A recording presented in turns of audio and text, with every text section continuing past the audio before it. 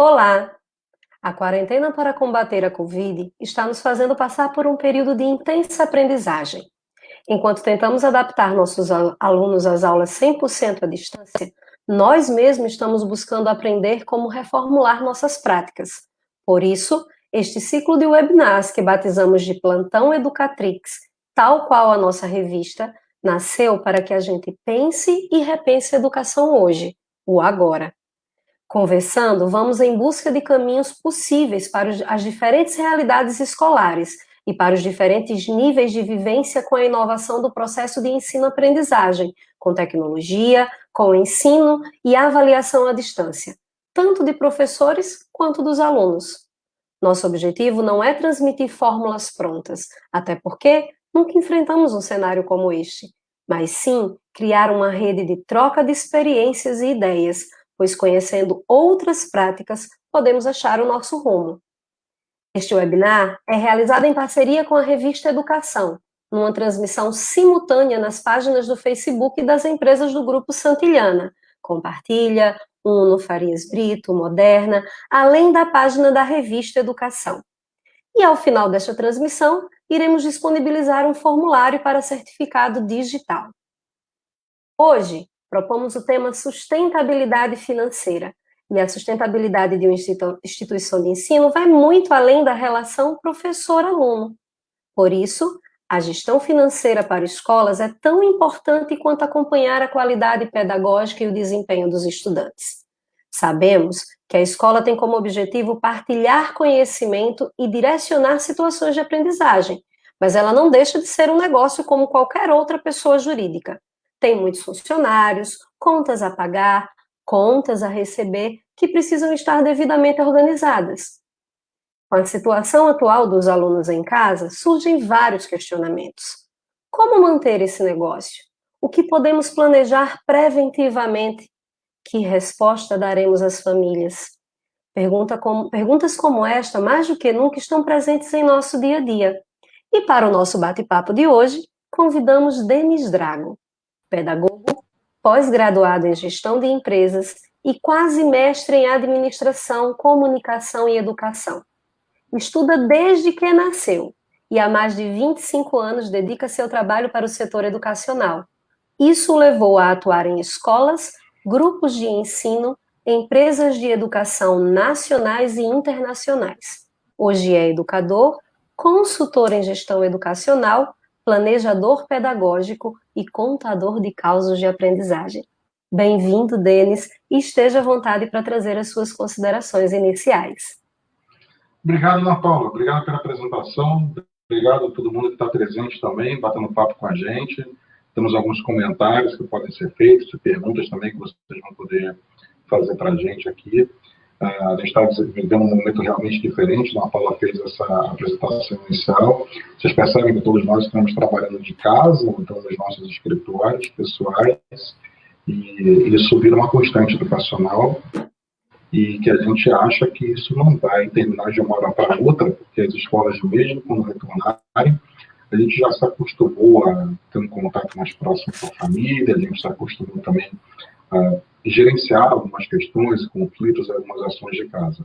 É claro que isso na realidade da escola muda um pouquinho, mas a gente precisa entender que alguns aprendizados vão sair daqui. Eu queria começar nessa fala inicial, destacar 3 pontos para vocês. Em primeiro lugar, é muito importante a gente perceber que está todo mundo sofrendo com a ação. Está todo mundo sofrendo por igual, mesmo aqueles que não estejam sendo abalados financeiramente, porque trabalham no setor, ou que não esteja sofrendo, ou não tenha uma ameaça significativa ao seu ganho financeiro, todos estão sofrendo porque nós estamos percebendo que o mundo está sofrendo, o mundo está tentando reaprender e se reinventar. As escolas estão dentro desse mundo. Então, não são só as escolas que sofrem, os pais também sofrem. Os pais sofrem, as crianças sofrem, os professores sofrem, os sistemas sofrem. Então, está todo mundo dentro do mesmo barco. E esse barco precisa continuar caminhando. O segundo ponto que a gente precisa destacar é que, no meio desse cenário, a nossa peça principal da escola precisa de muito apoio. o aluno precisa de apoio. Eu venho conversando muito com muitos gestores de escolas, muitos educadores de dentro do Brasil, de diversas regiões e cidades diferentes, mas também de fora do Brasil, em muitas regiões e cidades diferentes de fora do Brasil, e é impressionante como eu venho entendendo e escutando deles a resposta que eles têm das suas ações que eles desenvolvem com as crianças. Como essas crianças ficam felizes quando elas recebem algumas informações e recebem as suas educações para fazer. O senso da produtividade desses alunos é um senso muito importante. Então, é muito interessante a gente parar para perceber como essas famílias gostam e como esses alunos gostam de receber essas ações para que eles continuem estudando. E eles precisam de muito apoio. Então, esse é o ponto principal que a gente precisa observar. E, por último, e não mais importante, eu acho que, aliás, é um dos pontos mais essenciais que a gente tem que prestar atenção, é como a gente precisa, nesse momento, manter a identidade da escola. Vamos entender que vocês, educadores, que estão desse outro lado, e as escolas, elas foram criadas por um princípio educacional. Elas foram criadas para poder se conectar com as suas comunidades e fazer com que o processo de educação funcione. Funcione com base na conexão entre pessoas, funcione com base na integração entre alunos, funciona com base nessa comunidade educacional que se forma ao redor da escola. Nesse momento, não é porque a gente não está próximo pessoalmente que essa comunidade não tem que existir. Essa comunidade precisa continuar viva e ela precisa continuar existindo. Então, e ela só vai existir próximo da sua escola se a identidade da sua escola ela estiver conectada com essas famílias, com os pais e com os alunos. Então, os 3 pontos iniciais que eu queria colocar eram que todos estão sofrendo, é o primeiro ponto. Segundo ponto, os alunos precisam de muito apoio. E em terceiro ponto, a identidade da escola ela precisa ser mantida. Tudo bem? Acho que esses são os pontos iniciais de trabalho para a gente poder começar a tocar um bate-papo falando sobre essa sustentabilidade financeira junto com as escolas. Certo aí, Ana? Maravilha, Denis, deu. Tá tudo ótimo. Então tá bom. Então vamos lá. Você iniciou sua fala ressaltando que todos estão sofrendo, né? Tem sido um aprendizado para todos nós nessas últimas semanas. E que nós não devemos esquecer essa identidade que você acabou de mencionar, a identidade da escola em meio a tudo isso que estamos vivendo. A escola não deve se fechar ao diálogo frente aos seus parceiros, que são muitos. E acredito que este é um momento de mostrar que, apesar da redução de gastos que as aulas presenciais trazem, com a diminuição do consumo de água, com a diminuição do consumo de energia, de material de limpeza, outros investimentos estão sendo feitos para atender a demanda atual. Custos com tecnologia aumentaram, até para dar conta dessa entrega online agora, com aulas remotas, adoção de novas plataformas, o aumento da banda de internet e tantos outros investimentos.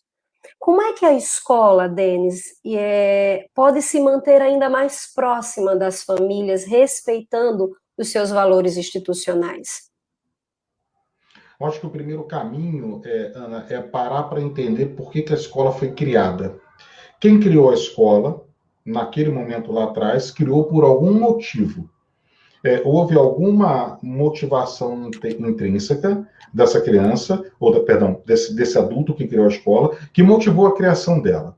A gente pode estar falando que pode ser uma motivação por um atendimento de uma necessidade de uma determinada região. Se a gente está falando de uma necessidade de uma escola privada, a gente pode estar falando que ela foi criada por um ideal educacional do gestor ou do educador que criou a escola, mas aconteceram algumas motivações. As motivações, elas precisam ser resguardadas dentro desse momento. Se a escola foi criada para conectar pessoas e trabalhar com um sentido de proximidade dessas pessoas, conhecendo as famílias pelos seus nomes, um a um, e assim vai, ela precisa continuar com esse princípio agora. Não adianta a gente instalar um aplicativo de comunicação integrada entre a escola e a família e tratar todos iguais. Isso não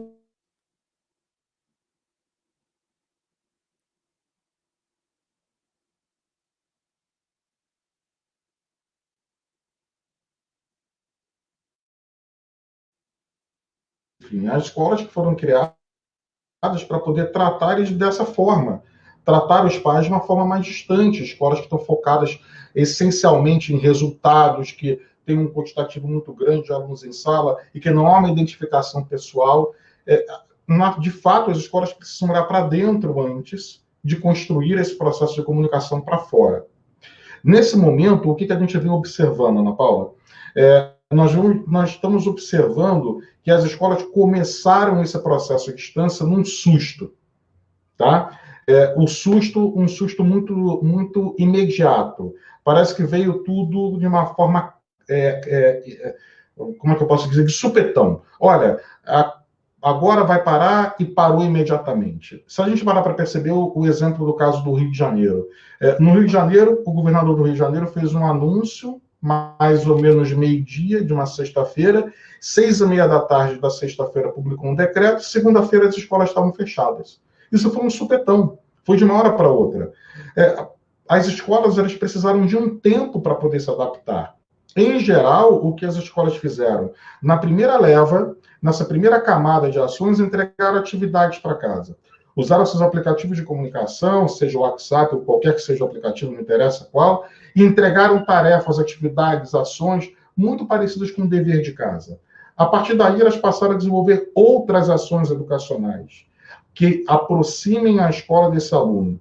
O problema é que essa camada de ações tem que ter uma conexão com o processo de criação dessa escola. Escolas que estão focadas em resultados e que dão aulas para um número grande de pessoas podem converter essa sua segunda etapa em aulas online. Mas escolas que estão mais acostumadas e que educaram na sua comunidade a ter um processo muito próximo, poucos alunos trabalhando em conjunto com eles, essas escolas elas precisam trabalhar um sentido de proximidade maior. Talvez esse processo ao vivo precise ser com um número menor de crianças. Talvez esse processo tenha que ter um acompanhamento mais próximo com o pai do que com as crianças, e assim vai. Mas, de fato, Ana Paula, a gente precisa olhar para dentro. A gente precisa entender essa criação dessas escolas para, a partir daí, começar a criar essa solução para fora. Com destaque, tá bom? Não será uma única solução que vai dar conta de todo mundo, tá bom? E é interessante você falar isso, Denis, porque, de fato, as 2 primeiras semanas foram semanas de tomar uma decisão na segunda e na terça-feira ter que retomar e ter que rever a decisão, porque viu que não funcionava. Uma semana depois, viu que mandar simplesmente a tarefa pela tarefa não era mais, não tinha mais sentido, né? E quando você diz que a gente precisa dar apoio a esses alunos e, de forma geral, também aos pais, os filhos agora estão em casa e muitos pais pensam que não precisam mais pagar as mensalidades por isso, porque estão fazendo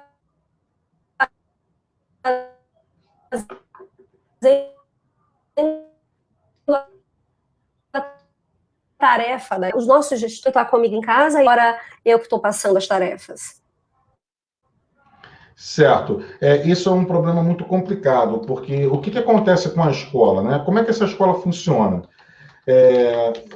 Vamos entender o seguinte: quais são os custos que existem numa escola? Vamos entender assim: uma escola ela funciona com base em pessoas. Essa é a essência da escola.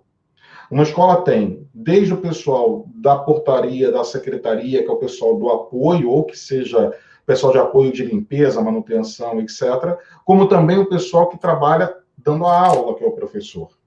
Todos eles, dentro de uma escola, eles são educadores do colégio. 100%. 100% trabalham com processo de conexão com esse aluno em algum momento. Uma pessoa que trabalha no processo de limpeza de uma escola, muitas vezes, ela auxilia no horário do recreio. Ela auxilia no horário de entrada, de saída, numa alimentação de crianças, e assim vai. Os professores também. Os professores, eles não se restringem a entrar e dar aula e sair. Eles são pessoas que passam por processo de qualificação, eles ajudam os alunos, eles apoiam em alguns outros momentos, eles se desenvolvem os alunos ao longo dos anos na escola. Compor uma equipe de funcionários é uma das artes mais complexas de uma instituição de ensino. Essa equipe de funcionários marca a nossa cabeça. Esse é o principal e essencial custo da escola. Se a escola não está funcionando presencialmente, e se ela está funcionando à distância, esse custo continua. Esses colaboradores precisam continuar trabalhando. E eles estão trabalhando agora para poder apoiar as ações educacionais dos alunos. Talvez os únicos que não estejam sejam os funcionários de apoio da escola, que não estão trabalhando agora, mas não podem ser demitidos.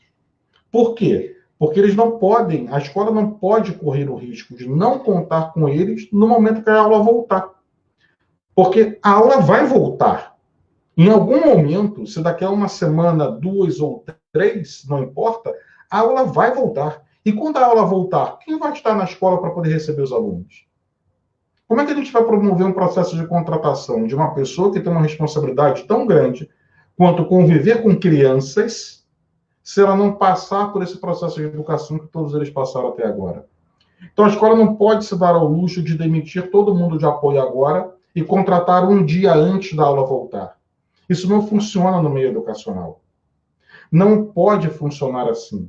Então, o maior custo da escola continua. Talvez o que possa acontecer numa eventualidade, alguém fala assim, não, mas a escola está economizando água, gás, energia elétrica.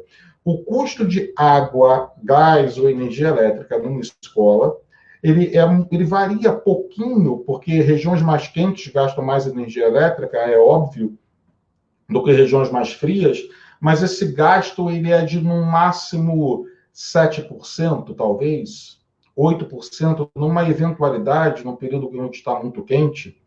Então, esse não é o padrão. O padrão é mais ou menos uns 4%, 5% de custo. E mesmo assim, as escolas estão tendo esse custo de outra ponta, porque elas precisaram rapidamente capacitar os seus professores e qualificar seus professores para eles trabalhem à distância. Eles precisaram aprender a utilizar softwares, eles precisaram receber equipamentos. Quantas e quantas escolas já entregaram equipamentos para os seus professores ou estão ajudando os professores a pagar a sua internet de casa para que eles produzam conteúdos para casa? Então, não há uma relação direta entre a escola não funcionar presencialmente e haver uma queda de custos acentuada.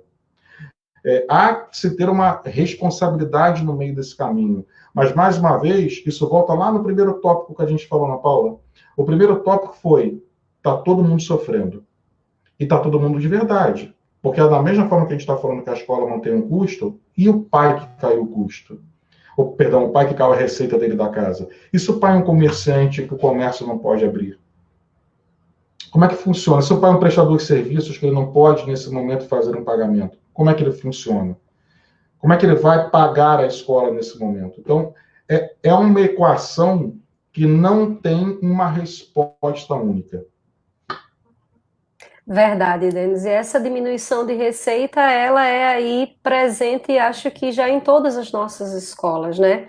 As escolas, elas sofreram muito com a diminuição de receita, a inadimplência, o cancelamento de matrículas, em especial na educação infantil, principalmente porque a gente lida com a situação dos pais ou não entenderem o valor do segmento, achar que não é necessário criança de educação infantil estar na escola, ou por também acreditar que não vai haver prejuízo pedagógico.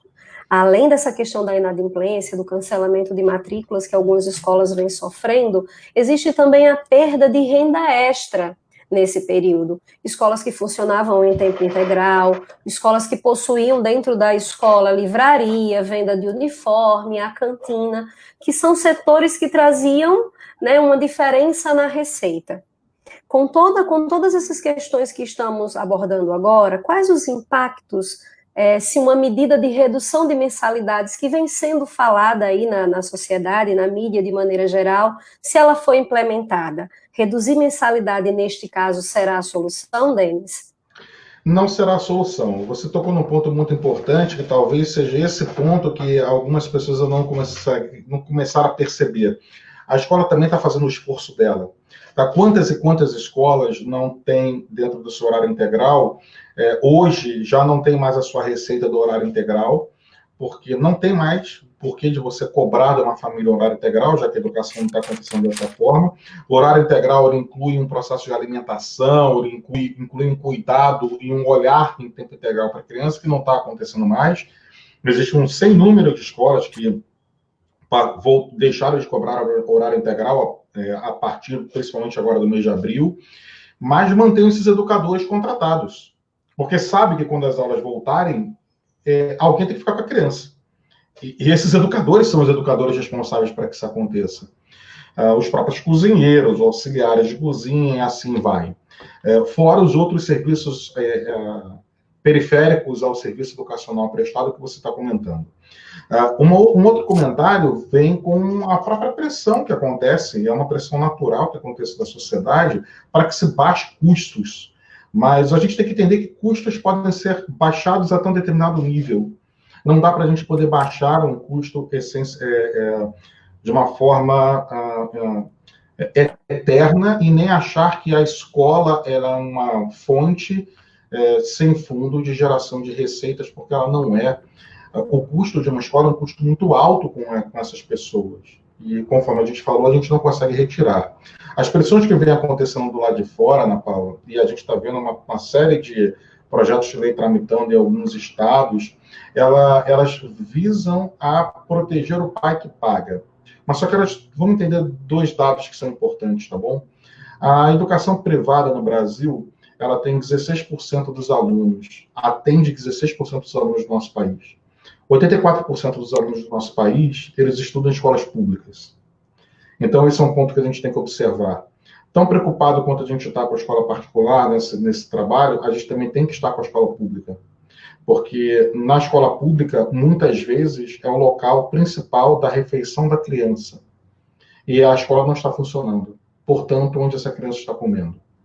Então, a gente precisa entender também que se a gente parar para pensar no setor educacional como um todo e olhar para a maioria, a gente vai ter que entender que a escola particular está tentando manter um processo de qualidade, mas o que a gente também está desenvolvendo para poder ajudar a escola pública a manter esse processo? E manter até a alimentação dessas pessoas, ou dessas crianças que estão em casa agora. Um segundo ponto que a gente tem que observar é que esses projetos de leis, eles versam para alterar contratos vigentes. Então, existem, apesar dos projetos de lei estarem sendo trabalhados, os PROCONs do país inteiro, também liderados pela ação do próprio Ministério da Justiça, através da Secretaria de Defesa do Consumidor Nacional, já orientou que não dá para fazer isso, porque os contratos foram firmados no início do ano. Então, os custos já foram adquiridos no início do ano, e contratados no início do ano pelas instituições de ensino para poder manter o ensino ao longo do ano. Houve uma mudança de rota. Sim, houve uma mudança de rota. Mas essa mudança de rota não alterou o custo inicial. Porque o custo base é a contratação de pessoas. Então, é muito difícil a gente entender no nosso país. Primeiro que no nosso país é muito difícil a gente ter certeza de qualquer coisa que envolve o jurídico. Em outra circunstância, é muito difícil a gente alterar um contrato vigente.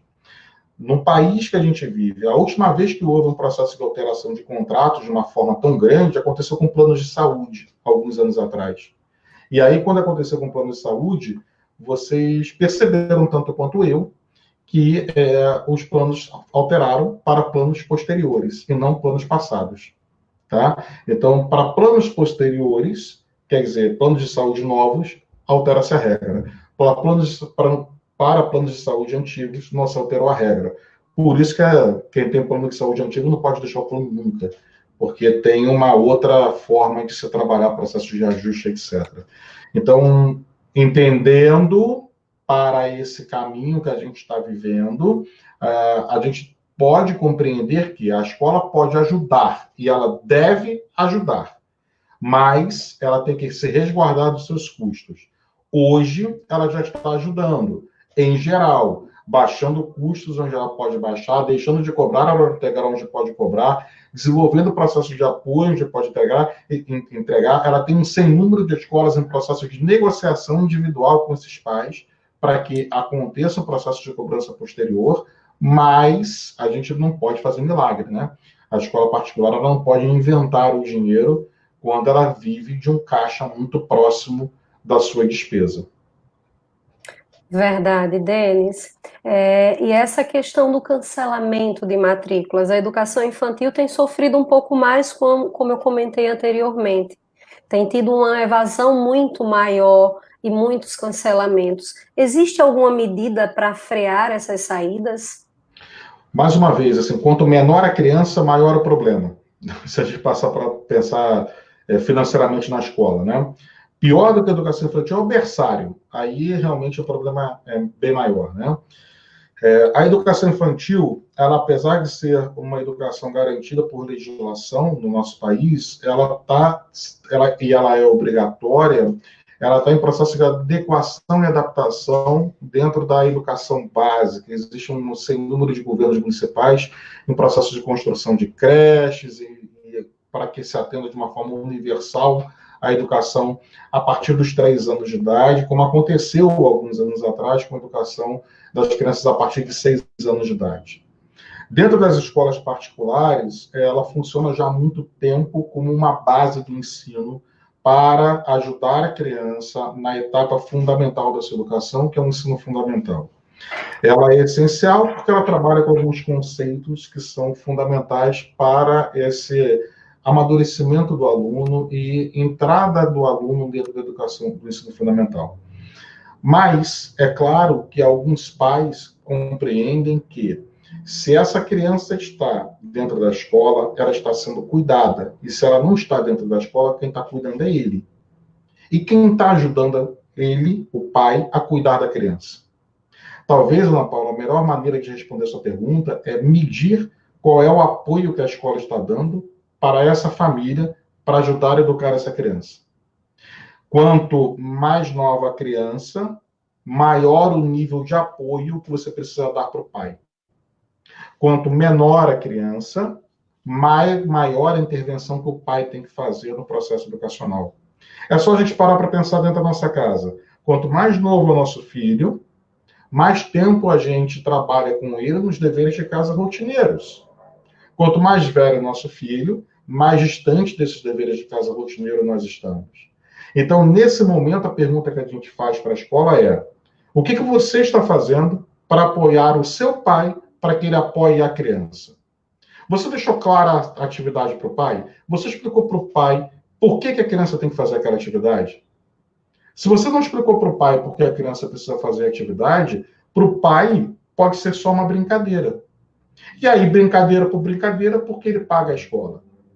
Então, o mesmo questionamento que alguns pais fazem à escola, e a escola fica muito irritada, quando ela fala assim, não, só paga a escola para a criança brincar. E a escola se dá o trabalho, explica para o pai, mostra que não é só uma brincadeira, existe um fundo educacional naquilo, existe um contexto de trabalho, existe uma aprendizagem significativa que acontece encadeada, há uma linha de raciocínio educacional a ser seguida. O pai sabe o que está acontecendo agora dentro da casa dele, por que ele está fazendo aquela atividade, e aquela atividade vai levar para aquela outra, que vai levar para aquela outra, que vai ajudar o aluno a se desenvolver daquela forma. O pai sabe disso. Se o pai não sabe, ele perde o contexto. Se ele perde o contexto, a gente dá a chance dele cancelar. Então, talvez, Ana Paula, a melhor resposta para essa seja: eu preciso dar apoio para o pai. Então, eu preciso conversar com ele, quanto menor a criança, mais eu tenho que conversar com o pai. E eu preciso criar esse processo de bate-papo de segurança para o pai, para que ele entenda o trabalho que é feito com a criança. E é incrível como a gente tem visto nas redes sociais, de maneira geral, como os comentários, né? Os pais dizendo que agora entende de dar maior valor e que o professor deve ser realmente melhor remunerado, porque diz que está sentindo um pouco na pele em casa. E essa questão da comunicação da escola com os pais, ela vai ser essencial nesse momento, para mostrar, inclusive, valor naquilo que tem sido feito. Estamos tratando como seres humanos, com os seres humanos, como você mencionou lá desde o início da nossa conversa. E dentro destes cenários, os funcionários eles são impactados diretamente. Você já mencionou aqui, né, que professores estão com muito trabalho e existem outros colaboradores sem atividade alguma neste momento. Neste momento, não implica dizer que não nos outros. E o professor José Antônio Galiani nos mandou uma pergunta, Denis. Ele colocou: que caminhos são possíveis legalmente para o professor home office usar seu pacote de internet, seu equipamento? Ou melhor, é quebrar o isolamento e o professor permanecer na escola para dar o atendimento online. Quais são os aspectos legais, trabalhistas dessas questões que o professor José Antônio coloca? Quebra o isolamento e vai trabalhar lá na escola, ou existe algum respaldo que nos dê sentido para trabalhar em casa, home office? Vamos lá, vamos entender que esse momento é um momento de exceção que a gente está vivendo. Essa é a primeira parte do contexto, então a gente nunca viveu isso no mundo inteiro. Então, não há um processo de educação básica acontecendo com tantos alunos simultaneamente no mundo inteiro como acontece agora. A gente tem mais de 92%, se não me engano, 91,3% dos alunos do mundo em casa e as escolas fechadas. Número 2, não há na legislação que eu tenha conhecimento algo que fale especificamente para professores de ensino básico que trabalham em casa. Há algumas regulamentações ou entendimentos legais que falam sobre o trabalho home office para qualquer profissão, como existem algumas empresas que trabalham home office, e eu trabalho numa empresa home office também. Mas não há que eu tenha conhecimento disso. Terceiro ponto, eu não sou advogado, então eu sou educador, como os educadores que estão escutando a gente. Então, o que eu vou falar aqui, ele tem a ver com um senso da minha observação. Algumas pessoas chamam de bom senso, mas bom senso é o ponto de vista que a gente dá sobre aquilo, com alguma empatia. Eu, se gestor de uma escola nesse momento, e trabalhando e entendendo que meus professores estão trabalhando em casa para poder apoiar os alunos, eu, gestor de escola, no máximo que eu pudesse, ajudaria esses professores com equipamentos, com planos de internet, ou outra ação de apoio, para que esses professores continuem suas ações com os seus alunos, na medida do possível que a escola puder atender também. Porque a gente passa, dentro desse momento, se dar as mãos. Eu acho que esse é o ponto que a gente precisa. E aí volta aquele primeiro ponto que eu falei, estamos todos no mesmo barco. Então não há uma solução que funcione desconectada dos outros. Nós precisamos estar juntos e dentro desse processo de empatia entender quais são os limites do outro. Vou trazer um caso. Uma escola que eu trabalho, a diretora contou um caso para mim que eu achei muito interessante. Uma mãe entrou em contato com o colégio e reclamou do processo de trabalho do colégio. A mãe diz que o colégio deveria trabalhar em horário similar ao que ele já estava, com aulas dadas pelo computador, 4 horas por dia, etc, etc, etc. A diretora respondeu para a mãe: mãe, a senhora está dizendo isso, a senhora está trabalhando em casa? Ela falou: eu estou, e eu não consigo trabalhar muito porque o meu filho está dentro de casa também. E aí a diretora respondeu: pois é, o professor também. O professor está na casa dele, a esposa desse professor é médica, precisa fazer plantão e trabalha no hospital, ainda mais nesse momento. Ele tem 2 filhos. E no momento que a esposa não está em casa, quem fica com os filhos é ele. Se eu coloco ele na frente do computador dando aula para o seu filho, quem fica com os filhos dele? Alternativa fácil? Não tem alternativa fácil, gente. Está todo mundo no mesmo barco. Então a gente só vai conseguir resolver isso num processo de empatia. Se o professor precisa de ajuda e de apoio e a escola pode dar, eu, como gestor de escola, entregaria, se eu pudesse. Se não pudesse, eu conversaria com esse professor sobre um outro modelo de apoio. Ou com a própria família desse aluno para dizer: olha, esse professor pode ajudar até esse limite dele. O outro pode passar um pouquinho, mas juntos consegue continuar desenvolvendo o trabalho educacional com a criança. Desde que a gente entenda 2 coisas. Primeiro, que eu já falei da empatia. E segundo, vai passar. Daqui a pouco, a aula volta. Os bons aprendizados ficam. As boas relações continuam. Tudo que funcionou bem, continua. Tudo que não funcionou tão bem, a gente deixa para lá e continua a vida. E que bom que a gente está tendo essa oportunidade, né? Tem sido um desafio para muita gente. A gente também começou falando que não existe receita pronta, a gente está aprendendo com o desafio que está posto. E só queria lembrar que essas questões jurídicas, né, o Denis bem colocou aí, que é um ponto de vista dele, daquilo que ele observa principalmente como humano, como profissional, mas as questões jurídicas, elas serão abordadas na nossa próxima live, que será quarta-feira, dia 15. Então, não percam. as perguntas mais legais, iremos contar aí com advogados para nos ajudar nas perguntas. Denis, a gente tem visto na mídia a questão da possibilidade de redução de salários, né? E quando a gente fala de funcionário, quando fala de escola, de redução de custo, a questão da redução de salário também tem sido abordada. Como não impactar a qualidade do serviço que a gente precisa entregar e precisa que o nosso funcionário entregue como escola e manter o colaborador motivado e com condições dignas de se manter diante dessa possibilidade. Então, vamos separar então mais uma questão aqui dessa questão da redução de salário. Existe uma medida provisória, ela foi aprovada, ela está publicada, 936, que fala sobre alguns pontos importantes, sobre redução de carga horária, com redução proporcional de salário, que fala sobre o próprio governo no apoio e pagando parte do salário para dependendo da categoria, e etc. E fala também sobre um processo de interrupção temporária da jornada de trabalho, enquanto o período de estacionamento da escola, digamos assim, ou de parada de funcionamento não da escola, de qualquer empresa. Bom, essa medida provisória era pública, ela está na internet, depois, na Ana Paula, a gente vai disponibilizar alguns links, ela também está dentro dos links para que vocês possam ver, e assim vai. Mas eu vou falar aqui sobre um ponto de vista de gestor e que trabalha dentro da educação, tá? Eu separaria, e é uma orientação, não posso dizer que é uma orientação, mas é um bate-papo frequente dado com escolas, que está chegando a um senso comum, de separar profissionais de escolas em duas partes. Aqueles que estão hoje, estreitamente trabalhando e desenvolvendo esses seus trabalhos educacionais ou de apoio à escola.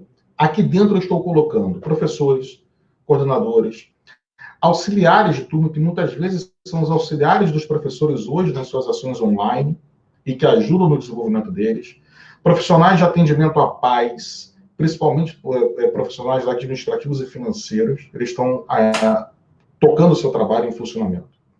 Além disso, a escola precisa continuar tendo seguranças, porque muitas dessas escolas precisam ter seguranças para guardar o seu patrimônio. E algumas outras precisam de alguns profissionais de limpeza e manutenção para poder continuar fazendo o processo de limpeza e manutenção das escolas. Esses são essenciais de manutenção do funcionamento. Mesmo que as escolas sejam fechadas agora, eles precisam trabalhar para poder apoiar as famílias. Outros, não. Profissionais de alimentação, alguns profissionais de limpeza, pode ser, alguns profissionais de apoio e de atendimento, pode ser. Que é uma minoria. Uma minoria. Uma escola que tem lá os seus 450, 500 alunos, tem mais ou menos 100 funcionários ao todo, eles vão ter uns 5, 6 nessa categoria. Não mais do que isso. Para essa pequena minoria, pode fazer sentido que a escola observe as regras da medida provisória e que coloque alguns desses colaboradores em algum regime de baixar a carga horária, por baixar o salário temporariamente, ou entregar essa categoria para, em determinadas dessas categorias, indicar para que o colaborador receba o subsídio do governo e assim vai. Você percebe que isso é uma exceção. O que a escola não pode fazer é demitir, porque no retorno vai ter que ter alguém lá dentro. Mas é exceção. Pode gerar uma economia?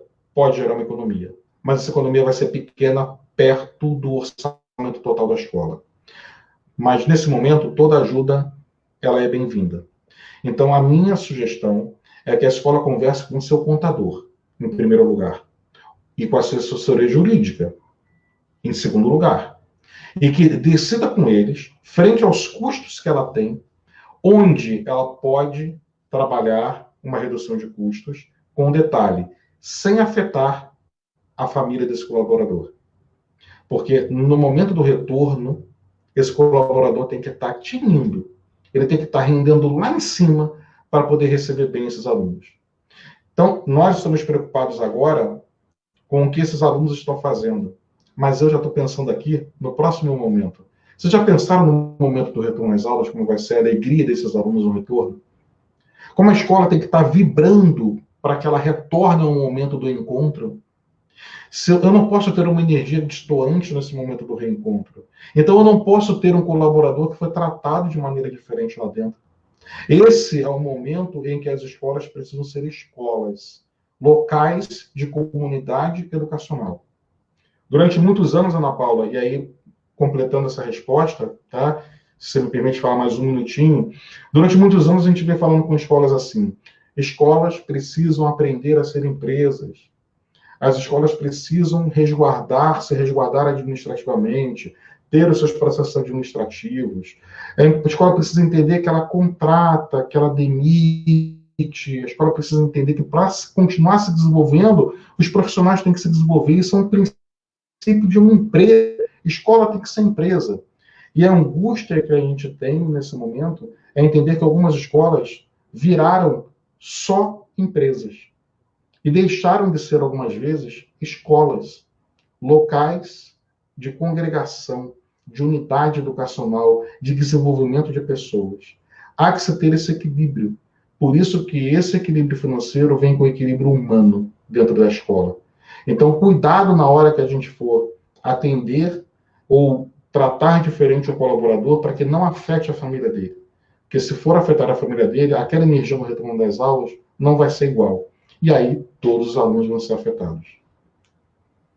Que bacana, Denis, essa sua fala, porque enquanto você falava, eu me lembrava não só dos professores e dos funcionários fixos que uma escola tem diariamente, né? Como você falou do segurança, da secretaria, existem aqueles que são contratados, né? E existem aqueles que vivem do ecossistema da escola. É um pipoqueiro, é uma papelaria na frente da escola, e que também estão sofrendo nesse momento. E que se a gente parar para pensar junto em alternativa, mas principalmente tiver a certeza de que a gente vai voltar, e quando a gente voltar, a gente precisa estar preparado para receber esses alunos, com o mesmo brilho no olhar, com a mesma garra, com a mesma força de vontade. E é impossível a gente falar de sustentabilidade e não falar dos gastos, que é o que tem preocupado muitos dos nossos gestores, em relação àquilo que tem como gasto fixo e aquilo que é gasto sazonal. Em relação aos gastos fixos, Denis, como é que dá para administrar nesse momento a questão de imposto de aluguel, das taxas que não param de chegar e que está aí às portas para efetuar o pagamento de cada mês? Para a gente também, né, Ana Paula? Na nossa casa também, né? Os boletos, eles chegam na mesma velocidade, né? Parece que a única coisa que não parou de chegar em casa foi boleto e pizza de sexta-feira. De resto, não tem jeito, né? Então, é importante a gente parar para perceber que a escola, ela por ser também uma empresa, ela tem os mesmos, como é que eu posso dizer, privilégios ou mesmos trabalhos que ela pode dizer que qualquer outro pai de outra ação, de outro mercado, outro setor está tendo que fazer. Eu vou retornar aqui um outro exemplo do lado de fora, tá? Para a gente poder aumentar essa nossa empatia. Eu tenho um amigo pessoal, um grande amigo meu, que ele não trabalha com educação. Ele tem lojas de venda de passagem para viagem de turismo em família. E ele tem lojas dessas em shoppings. São 3 lojas em shopping que vende viagem de turismo. Se a gente pensa que na escola a gente está ruim, pensa nesse rapaz, que é casado, tem 2 filhos que estudam em escola. Não tem shopping que funciona, ninguém está viajando. E quando a crise passar, eu acho que viagem de férias vai ser uma das últimas coisas a serem feitas. Nesse sentido, como é que essa família pode cumprir o processo de trabalho dele? Talvez essa família precise cumprir o trabalho dele renegociando os contratos que ele tem. Renegociando aluguel, renegociando taxa de franquia, renegociando o que ele pode renegociar. No mesmo sentido da escola. Se a escola funciona no local alugado, e se esse local é um local que a escola já está há algum tempo, a escola, e se ela está passando por um problema financeiro um pouco maior, essa escola pode sim renegociar esse contrato com o proprietário do terreno ou do espaço que a escola funciona. Então é importante que a escola reanalise seus contratos e, dentro da sua análise, consiga minimizar os seus gastos. Talvez agora o trabalho principal administrativo da escola é o trabalho do pente fino, onde eu posso renegociar de forma que eu consiga retornar. Vamos pegar aqui um exemplo de um custo, Ana Paula, que a gente estava conversando. Internet. peraí, gente, a escola tem uma banda de internet para ela funcionar. Nesse momento, a escola pode baixar a banda, porque agora ninguém está usando a internet dentro. E aí ela pode até cancelar. Será que é verdade isso? Eu acho que não. Que, em primeiro lugar, os servidores da escola têm que estar funcionando para que as pessoas possam acessar os seus dados. Em segundo lugar, os contratos de internet geralmente são anuais. Então, como é que eu posso cancelar agora e dizer para o meu operador, falando assim, eu estou cancelando? Ele fala, por quanto tempo? Se não sei quando volta. E quando voltar? Será que quando voltar, eu vou ter aquela mesmo padrão de serviço anterior?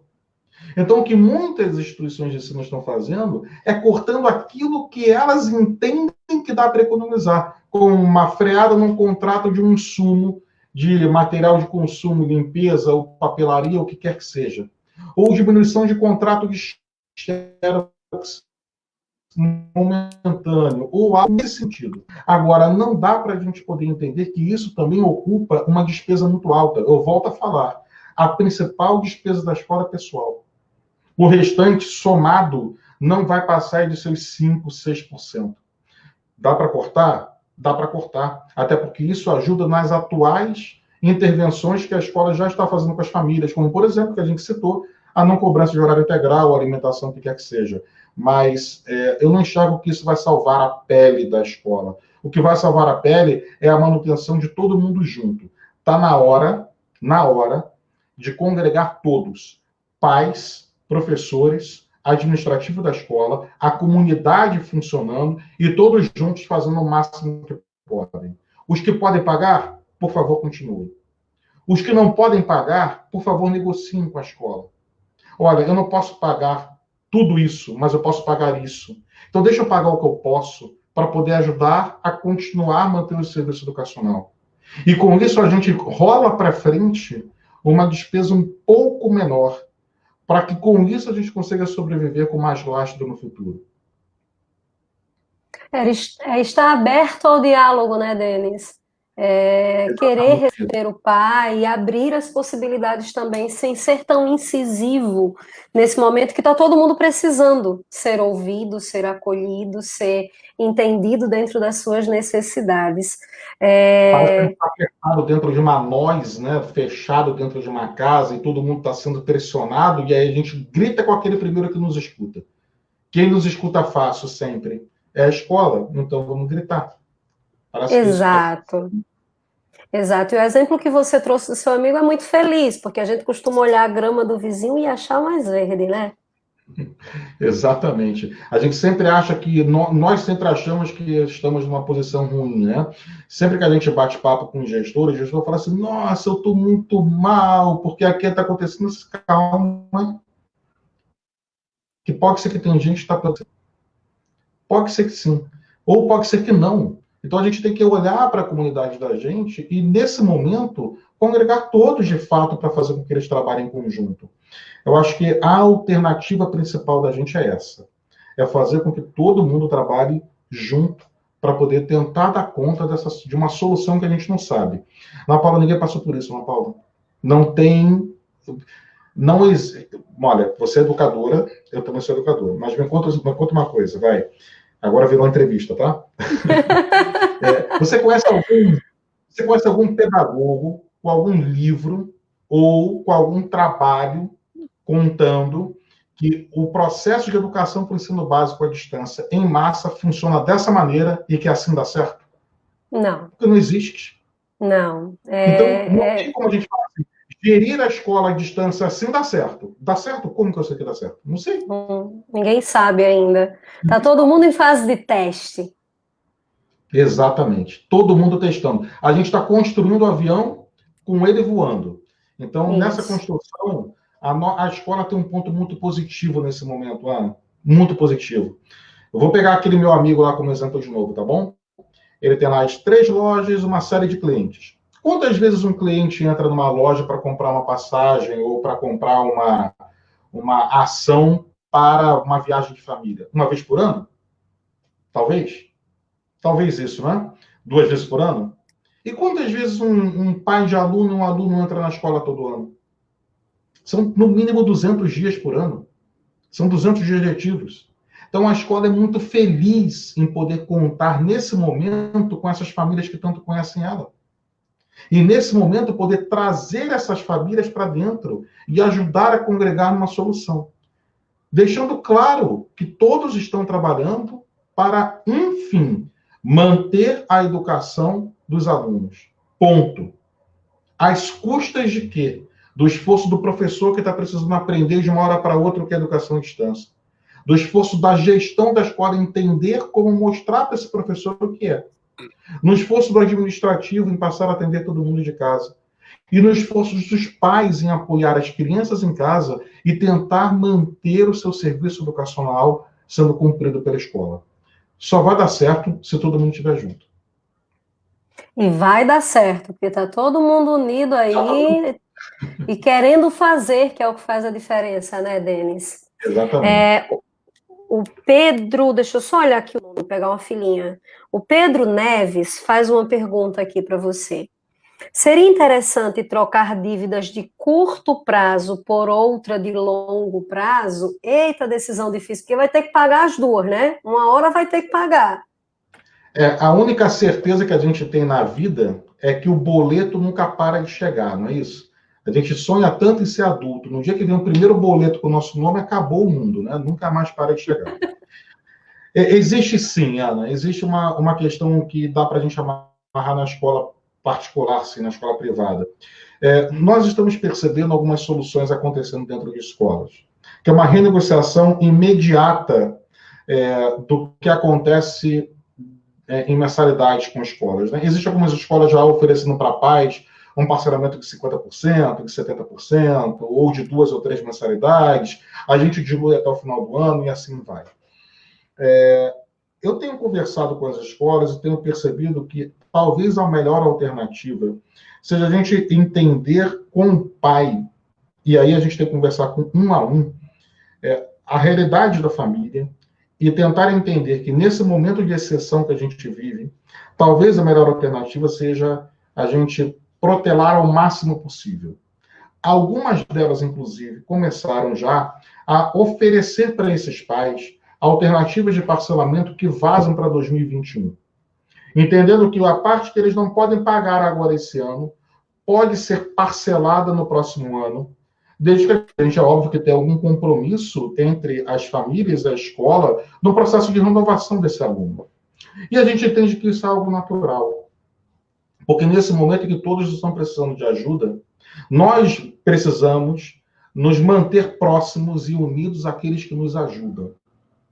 Então, é claro que a escola que conhece as famílias que estão lá dentro podem trabalhar de uma maneira mais próxima com algumas delas e ofertar isso para essas famílias que estão passando por reais necessidades. E que a gente sabe que elas não vão ter como cumprir um aumento de mensalidade esse ano, depois que as aulas voltarem. Percebe uma coisa, olha o caso desse meu amigo. Mesmo quando a gente sai da quarentena, será que ele vai ter uma receita familiar tão rápida para voltar a pagar a escola? Não pagou nada 3 meses, porque ficamos 3 meses parados. No quarto mês volta, ele vai, não, agora tem dinheiro. Agora dá para pagar tudo. Será que dá? Eu não acho que dá. Então é importante que para cada necessidade de família a gente tenha uma negociação diferente.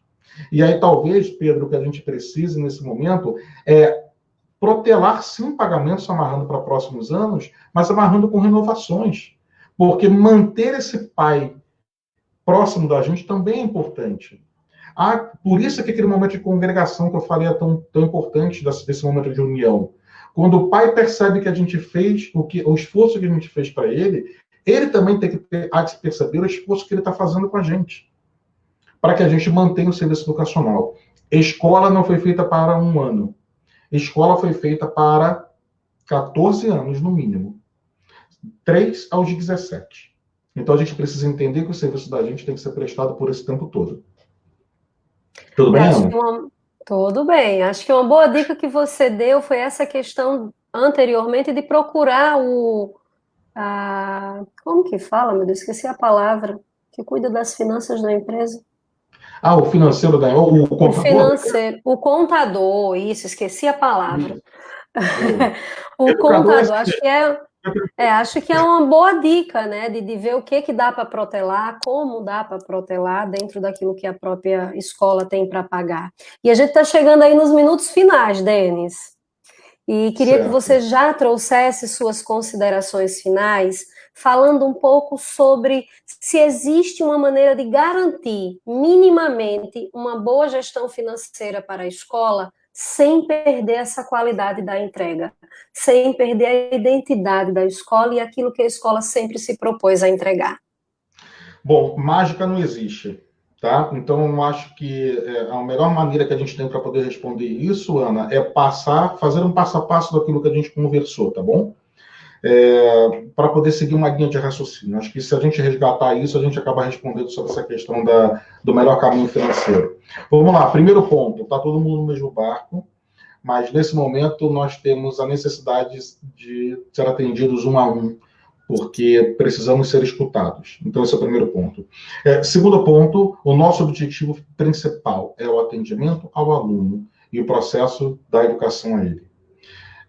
Em terceiro ponto, eu preciso rever por que eu nasci, por que a escola nasceu, quais são os seus pilares, o que sustenta a escola, quais são os valores da escola, e tentar traduzir esses valores em cada decisão que eu tenha tomado até agora.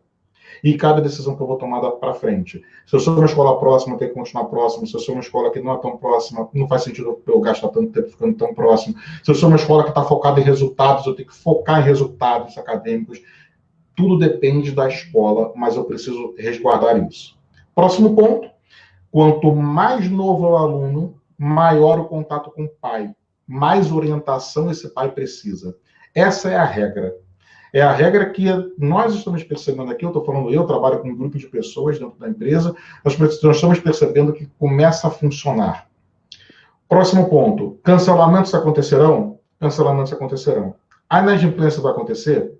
A inadimplência vai acontecer, porque ela está acontecendo de uma forma comum com todos. Então, eu preciso economizar o mínimo, desde que eu não afete a família do meu colaborador. Porque no momento que a aula voltar, o seu nível de energia tem que estar lá em cima junto com o meu para poder receber esses alunos. E por último, que é talvez o recado mais importante, nesse momento, volte a ser escola, congregue as pessoas, faça com que elas estejam conectadas. Você tem a arte de fazer isso na escola, então você vai precisar construir a arte de fazer isso online. Dá para a gente fazer isso com 1 milhão de exemplos de festas de aniversários de crianças que estão acontecendo à distância. E essa semana foi da minha filha. Aconteceu a festa dela à distância. Aconteceu. E ela está aqui bem, feliz. Ela ficou hiper feliz de ter encontrado com os amigos e com os familiares. Porque ela entende que nesse momento é assim que a gente vive. E a gente sabe que dessa forma a escola, e a escola dela também ajudou bastante, a escola precisa ajudar a unir todos para esse bem comum. Então, faça da escola esse momento, esse local de união. Esse é o recado final.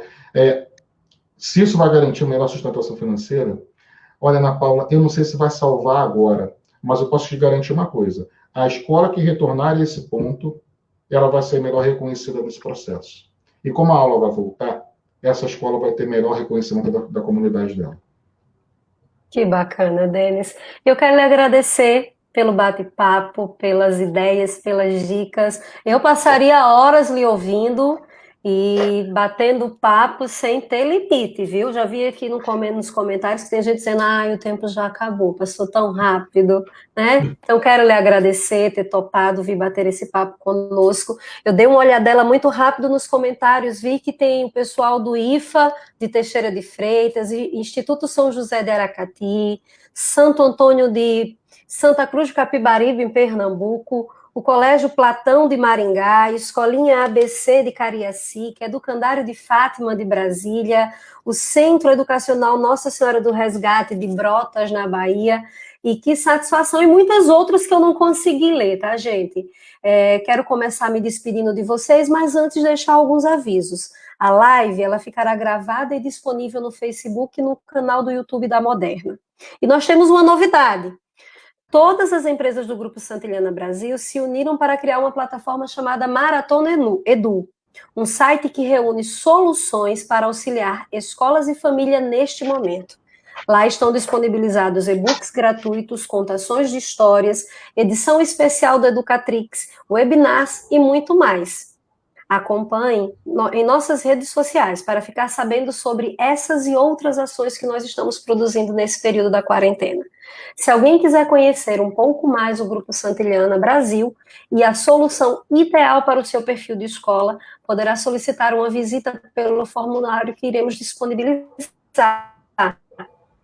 O próximo webinar, Plantão Educatrix, acontecerá nesta quarta-feira, dia 15, com o tema Apoio ao Negócio da Escola, Visão Jurídica e Financeira. Prepare sua pergunta, conto com a sua presença. Até breve.